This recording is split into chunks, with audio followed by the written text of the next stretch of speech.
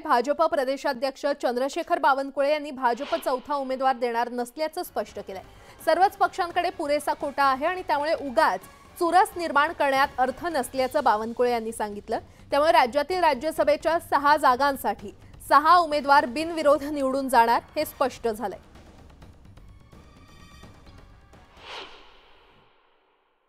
शंभर टक्के बिनविरोध होईल असं मला वाटतं आहे, कारण सर्वांकडेच आपापला कोटा आहे आणि त्यामुळं अशा निवडणुकीमध्ये चुरस निर्माण करून उगीच महाराष्ट्राला पुन्हा वेगळ्या दिशेकडे नेण्यापेक्षा जर सर्वांकडेच आपापला निवडणूक जिंकण्याचा कोटा आहे तर मला वाटतं या निवडणुकीला चुरस निर्माण करून काही उपयोग नाही। आणि या संदर्भात अधिक माहिती देत आहेत आमचे प्रतिनिधी तुषार उपनवर आपल्यासोबत जोडले गेलेले आहेत।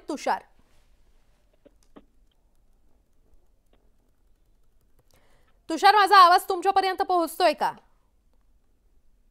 पहिला असेल तर राज्यसभा निवडणुकीमध्ये अशोक चव्हाण यांचा जो भाजपा पक्षप्रवेश झाला, यामुळे अनेक शक्यता वर्तवल्या जात होत्या की भाजपा या राज्यसभा निवडणुकीच्या वेळी एक अतिरिक्त उमेदवार देऊन महाविकास आघाडीची मतं फोडू शकतं। मात्र आता स्वतः भाजपा प्रदेशाध्यक्ष चंद्रशेखर बावनकुळे यांनी स्पष्ट केलेलं आहे की भाजपा कोणताही अतिरिक्त उमेदवार देणार नाहीये।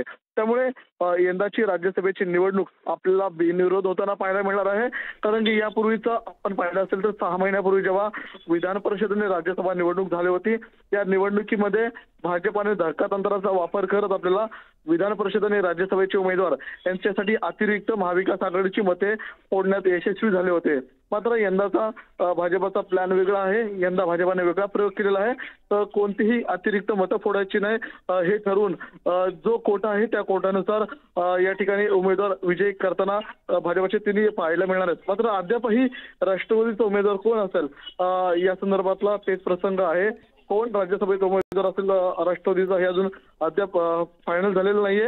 मात्र भाजपा अतिरिक्त उमेदवार या निवडणुकीमध्ये उभा करणार नाही हे मात्र स्पष्ट झालेलं आहे। बरं तुषार, धन्यवाद या सविस्तर माहितीसाठी।